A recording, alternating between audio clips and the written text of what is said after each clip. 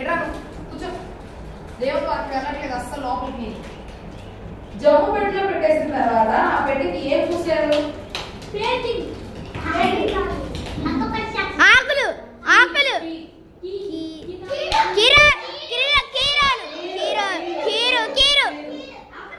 కీరు పోసారా?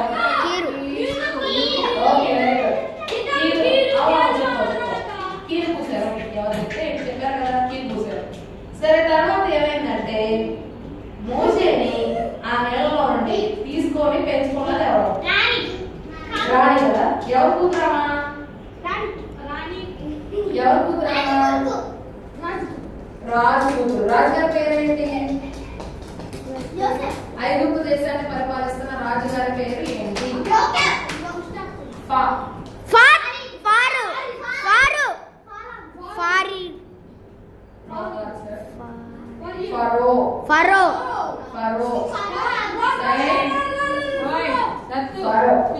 తర్వాత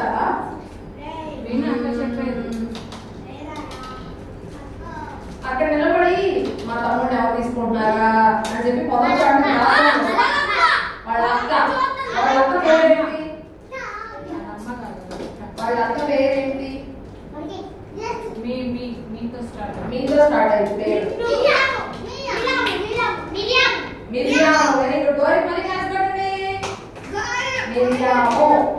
తర్వాత మిరియాము వాళ్ళ మరి మోసేకి ఒక అక్క పేరు మిరియాము. అదే పేరేంటి మరి?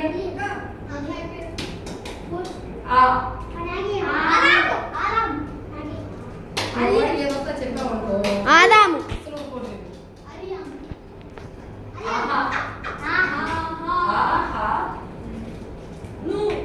అహరోను. అహరోను. రాగుల చెప్పేస్తాడు. అహరోను. సరే మరి మోసే వాళ్ళ అమ్మ పేరేంటి? యో.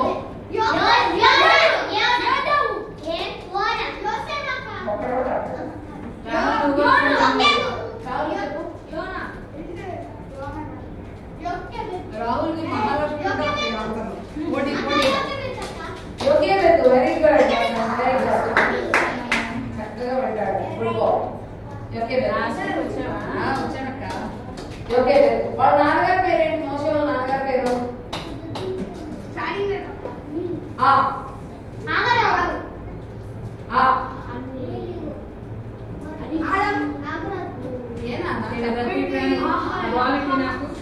అమ్రాము. ఎన్ని సంవత్సరాల లోపల పిల్లల్ని చంపేయమంటారు? అంతే. 2 సంవత్సరాల లోపల చంపేయమన్నారు. 2 సంవత్సరాల లోపల అందరినీ చంపేయమన్నారు. సరే అది అయిపోయిన తర్వాత మోసేని పెంచడం కోసం మిరియాము వెళ్ళి ఎవరు తీసుకొస్తుంది? మోసే వాళ్ళ అమ్మే తీసుకొస్తుంది. ఆమె పాలించి పెంచింది. అప్పుడు ఏం చెప్తుంది? రాజుగారు చెప్పినట్టు ఏమంటారు? ఇశ్రాయేలీయులు ఎన్ని సంవత్సరాల నుండి కష్టాలు పడుతున్నారు? 400 సంవత్సరాల నుండి కష్టాలు పడుతున్నారు. రాజు తిరిగానే దేవుడు ఎవరు నడిపించాడు? మోసేని నడిపించాడు. మోసే అరణ్యంలో ఉన్నప్పుడు కాలిపోతా ఉంటే అక్కడికి ఏం చేస్తాడు? చెప్పు తీసేమని చెప్పి చెప్పానా? గుర్తుందా? ఉందా? సరే ఒకసారి చెప్తాను. రండి.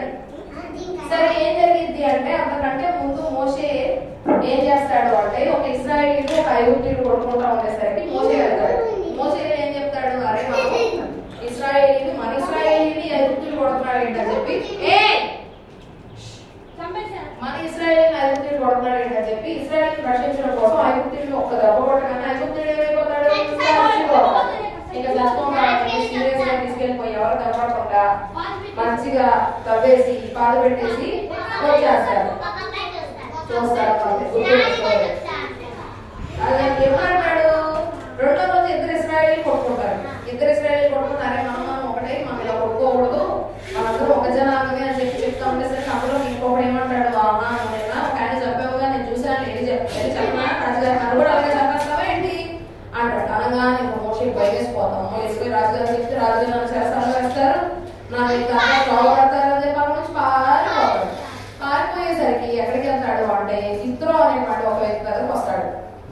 మోరియా దేశంలో ఉన్నటువంటి ఇత్రో దగ్గరకు వస్తాడు. ఇత్రో యొక్క పని ఏంటంటే ఓకే మీరు కొంచెం డీటెయిల్ గా చెప్తారు. ఓకే మీకు గుర్తుంది. అయితే ఏమైందంటే ఇత్రో ఏంటి అంటే ఒక యాజకుడు అనమాట. ఆయన యొక్క పని ఏంటి అంటే యాజకుడు ప్రార్థన చేయడం ఆయన యొక్క పని.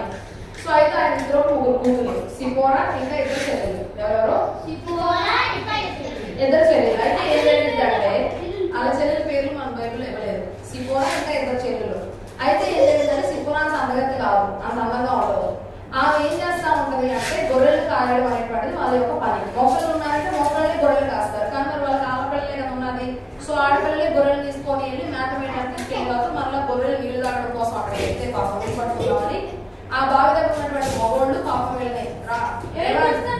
ఆ మగ పిల్లలు వెళ్ళి పట్టుకొని ఇవ్వాలన్నమాట. సో ఇవే ఆడపిల్లలు కదా, సరే వెళ్ళి హెల్ప్ చేద్దామని చెప్పి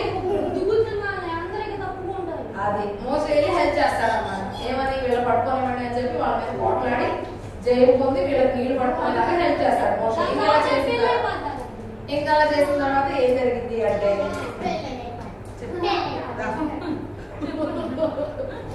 సరే ఏమైందంటే మీకు 2 సార్లు చెప్తే బాగా గుర్తుంటుంది. అదే నేను గమనించింది.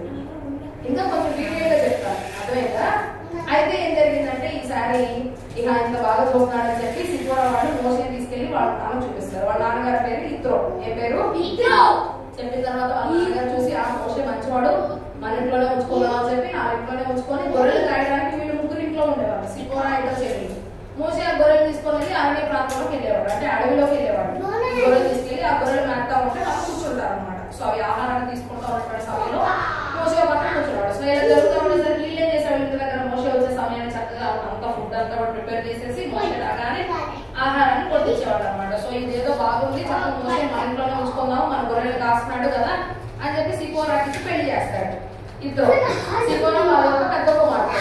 ఓకే సో ఆఫీస్ పెళ్లి చేసిన తర్వాత మోసే సిపోరా ఉంటారనమాట. సో ఇంకా వాళ్ళు గొర్రెలు కాచుకుంటూ ఉంటారు. సో అలా జరిగిన తర్వాత ఏమైంది అంటే మోసే దాదాపుగా 40 సంవత్సరాలు అక్కడే ఉన్నాడు, అరణ్యంలోనే ఉండి గొర్రెలు కాచుకుంటూ సిపోరాతో ఇద్దరుతో వాళ్ళిద్దరు చెల్లెలతో కలిసి ఉంటాడు.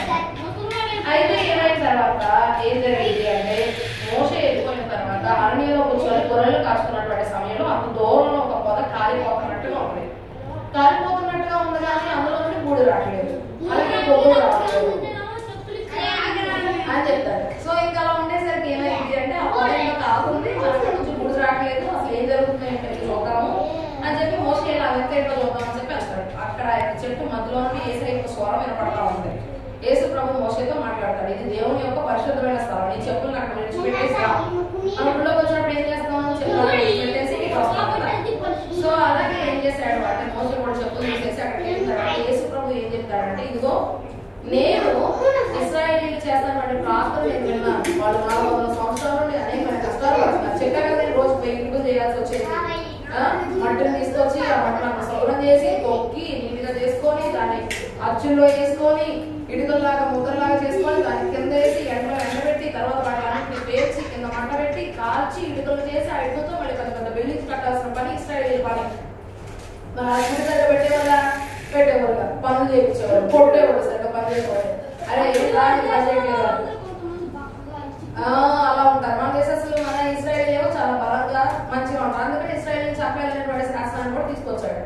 ఆ స్టోరీ మీకు తెలుసు ఆల్రెడీ. మంత్రసాములు చంపేయమని చెప్తే మంత్రసాములు ఏమో చంపేయరు, స్త్రీలు చాలా చురుకైన వారు అని అంటారు. ఓకే సో అలాగే 2 సంవత్సరాల లోపల చంపడానికి సైనికులకు అప్పచెప్తాడు. సైనికులు వెళ్ళిపోయి అందరూ కూడా చంపేస్తారు. అలాంటి సమయంలో మోషే దేవుడు కాపాడతాడు. ఎందుకంటే మోషే ఇశ్రాయేల్ నడిపించబోయేటువంటి కాపాడు కాబట్టి దేవుడు ముందు నుండి ఆయన కాపాడుకుంటూ వచ్చాడు. నిన్ను కూడా కాపాడుకుంటూ వస్తున్నాడు అంటే ఏంటి, నీ పక్షంగా ఏదో ప్రణాళిక వేసే, అందుకే దేవుడు నేను ఇంకా కాపాడుతున్నాడు. కరోనాలో చాలా మంది చచ్చిపోయారు, అయినా మనం ఉన్నామంటే దేవుని ప్రణాళిక మన పక్షంగా ఏదో ఉంది, మనం ఏదో చెయ్యాలి, అందుకోసమే వేసే మనల్ని కాపాడొచ్చారు. అంతేకాని అబ్బో నేను ఏదో గొప్ప, నేను ఏదో మంచి అనుకున్నావు అనుకో ఏదో ఒకటి వచ్చి అప్పుడే చంపేవాళ్ళు. ఆయన వేసే మనల్ని ఎంతో కాపాడారు. వేసే థ్యాంక్ చేసేద్దాం. Thank you Jesus. ఓకే అయితే ఏం జరిగింది అంటే వెళ్ళిపోయి దాన్ని చూసిన తర్వాత యేసు ప్రభు ఏం చెప్పాడంటే, నేను ఉన్నవాడను అనువాడను అని చెప్పాడు. ఏమంటాడా? ఉన్నవాడను అనువాడను. ప్రభువా నేను నోటి మాదిరి కలిగిన వాడు, నాకు నత్తి. నా మాట ఎవరింటారు? నా మాట ఎవరు వినరు ప్రభువా. నేను వెళ్ళి చెప్పినా సరే నా మాట ఎవరు వినరు. నా ఆలోచన నత్తి. నేను ఎలాగ నడిపించాలి ఇశ్రాయేలుని, నాకు మాట్లాడటమే రాదు, నా మాట ఎవరు వింటారు? నత్తివాడు మాట ఎవరు వింటారు? అయితే ఏమైందంటే నత్తివాడు ప్రభు అని చెప్పగానే సరే నువ్వేం భయపడవాక, అక్కడ వెళ్ళే సమయానికి ఏం చేయాలో నేను చెప్తా. అలాగే మీ అన్నయ్య అహరోను ఉన్నాడు కదా, నీ బదులు అహరోను చెప్పు. నేను నీకేం చెప్పాను? అహరోనుకి నువ్వు దేవుడు లాగా అనమాట. నువ్వేం చెప్తే అది అహరోను చెయ్యాలి. నువ్వు మాట్లాడక్కర్లేదు, నువ్వు నత్తి కదా, నువ్వు అహరోను చెప్పు. అహరోను వెళ్ళి అక్కడ ఫరోతో మాట్లాడతాడు. లేదు నువ్వు మాట్లాడాలి, ఆ సమయానికి నీ నోట్లో ఏం రావాలో ఆ మాట వేసే నీ నోట్లో ఉంచుతాడు. నువ్వు భయపడతాక కొన్ని సందర్భాల్లో మనం ఎలా చెప్పాలో, అమ్మ అంతా ఎలా మాట్లాడాలో నాకు భయం అనుకుంటాం. కానీ అలాంటి సమయంలో కూడా వేసే ఏం చేస్తారు? మన నోట్లో ఏం ఆయన నోటి మాటలు మన నోట్లో ఉంచుతాడు. మనం ఏం చేయాలి? ఓకే అక్కడ నిలబడితే చాలు.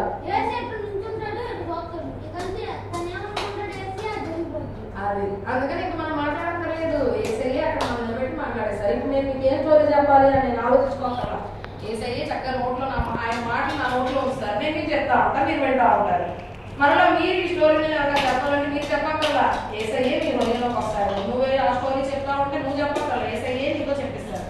కాబట్టి మనం భయపడక్కర్లేదు. అమ్మో నాకు రాదు, అమ్మో నేను చేయలేను, అమ్మో నాకు భయం అనక్కర్లేదు. ఎవరుంటారు మనతో?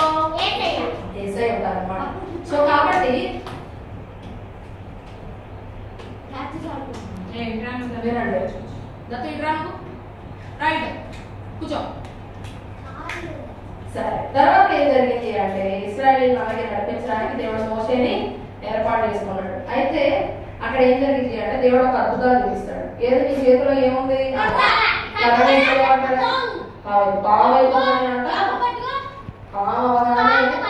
పారిపోయాడు మోసే. అమ్మో పాము వచ్చింది ఇక్కడ అని చెప్పి అక్కడి నుంచి పారిపోయాడు.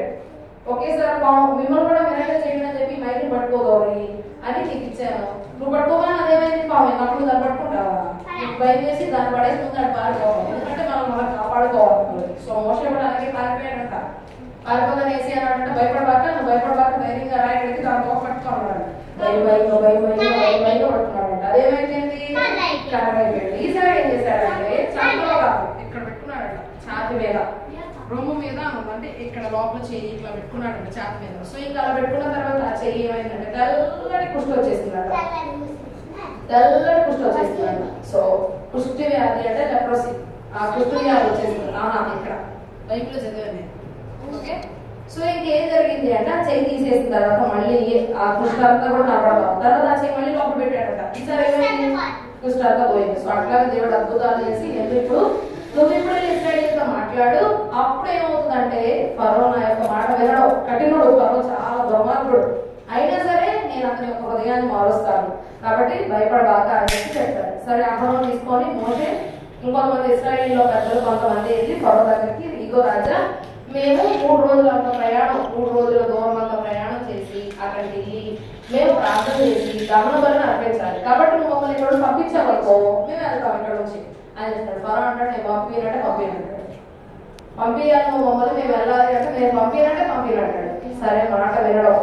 అప్పుడు ఏం చేస్తాడు అంటే మోషే తన యొక్క కర్ణ కింద మన అహరోను యొక్క కర్ణ కింద కానీ పాము అయిపోతుంది. అప్పుడు ఫరో ఏం చెప్తాడు? ఆ రాజ్యంలో ఉన్నటువంటి మంత్రగతులు, కొంచెం మంత్ర విద్య తెలిసిన వాళ్ళు ఉంటారు కదా, సో వాళ్ళ యొక్క కర్ణ కూడా కింద ఏమని చెప్తే వాళ్ళ కర్రలు కూడా పాములు అవుతాయి. కానీ ఆ పాములన్నిటిని మోసే అహరోనుల యొక్క కర్ర మింగేస్తుంది అనమాట. అర్థమైందా? మరి చేతులు ఇట్లా పెట్టుకున్నప్పుడు, ఛాతి మీద పెట్టుకున్నప్పుడు లోపల అంగీ లోపల కుష్టి వచ్చేసింది. మరలా లోపల పెట్టినప్పుడు కుష్టి పోయింది. సో ఇలాంటి అద్భుతాలన్నీ కూడా చూసి ఆశ్చర్యపోతాడు. కానీ ఫరో ఇశ్రాయేలుకి పంపించాడు. తర్వాత 10 తెగుళ్ళు వస్తాయి. అవేంటో మనం నెక్స్ట్ వీక్ చెప్తాం. సరేనా?